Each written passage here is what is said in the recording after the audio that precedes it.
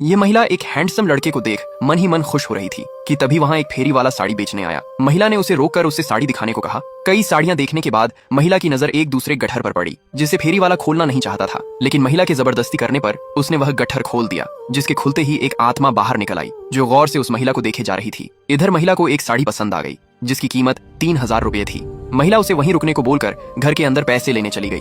जब महिला पैसे लेकर वापस आ रही थी तब आत्मा ने उसे रोकना चाहा कि महिला वह साड़ी ना ले, लेकिन उसने पैसे देकर वह साड़ी ले ली। जाते जाते फेरी वाले ने महिला को एक चेतावनी दी कि वो यह साड़ी ज्यादा देर तक न पहने। जब महिला का पति घर आया तब महिला ने उन्हें वह साड़ी दिखाई और कहा कि मैं इसे पहनकर आपको दिखाती हूँ। जैसे ही महिला साड़ी पहनकर अपने पति के सामने आई तो वह उसे पहचान ही नहीं रहा था, क्योंकि अब महिला बिल्कुल बदल चुकी थी। जब उसने खुद को आईने में देखा तो वह और भी खुश हो गई। खुशी के मारे उसने अपने पति को गले से लगा लिया, लेकिन तभी उसने देखा कि उसके हाथ की चमड़ी कुछ अजीब होने लगी। यह देख महिला को फेरी वाले की बात याद आई और वह साड़ी निकालने के लिए अंदर भागी, अगर उस साड़ी को निकाल देती है। अब महिला पूरी तरह उस आत्मा के जाल में फंस चुकी थी। अगले दिन उसने फिर से फेरी वाले से 2 साड़ी और ले ली और सामने खड़े लड़के को देख उसे मन ही मन पसंद करने लगी। इसलिए महिला तुरंत अपना रूप बदलकर उस लड़के के ऑफिस पहुंची। अंदर आते ही उसने लड़के को अपना डॉक्यूमेंट दिया और कहा कि उसे लोन चाहिए। लड़का भी इतनी खूबसूरत लड़की को देख उस पर फिदा हो गया। उसने तुरंत लोन पास किया और उसे अपने साथ कॉफी पर ले गया। कॉफी पीते पीते दोनों की बातें शादी तक पहुंच गई कि तभी महिला को उसका पति आता हुआ दिखाई दिया।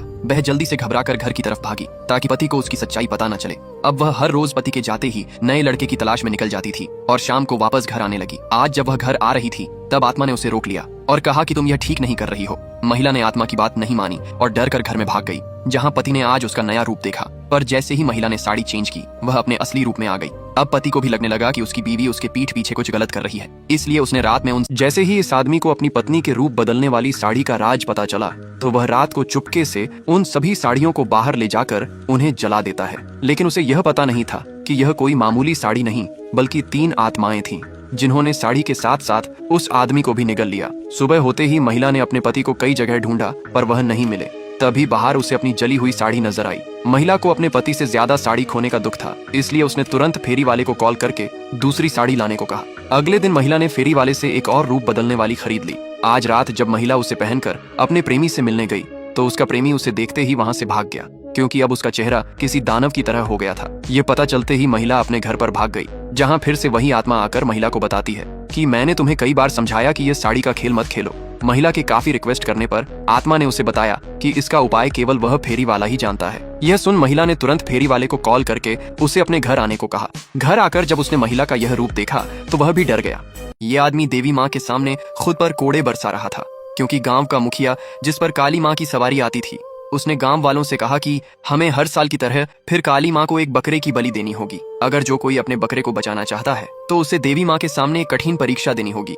आज इस आदमी के बकरे को बलि के लिए चुना गया है, जिसे वह खोना नहीं चाहता था, इसलिए उसने खुद को परीक्षा देने के लिए चुना। रात के समय पत्नी और बेटी दोनों ने देवी माँ से प्रार्थना की और कल की परीक्षा के लिए पत्नी ने वहाँ एक छोटा त्रिशूल बांधा। अगले दिन सभी गांव वालों के सामने आदमी ने उस छोटे त्रिशूल को अपने जीभा में गाड़कर देवी को अपना रक्त अर्पण करता है, जिसके बाद कई नारियल उसके सर पर फोड़े गए। अब बारी थी सबसे कठिन परीक्षा की, जहां आदमी को नंगे पैर जलते कोयले पर चलना था। धीरे धीरे आदमी ने सभी परीक्षाएं पार कर ली और अपने घर चला गया। जब यह बात गांव के मुखिया को पता चली कि उसने सभी परीक्षाएं बड़ी आसानी से पार कर ली और उसे कुछ नहीं हुआ, यह सुन गांव के मुखिया से रहा नहीं गया, इसलिए उसने अपने आदमियों से कहकर उसके बकरे को चोरी करवा दिया।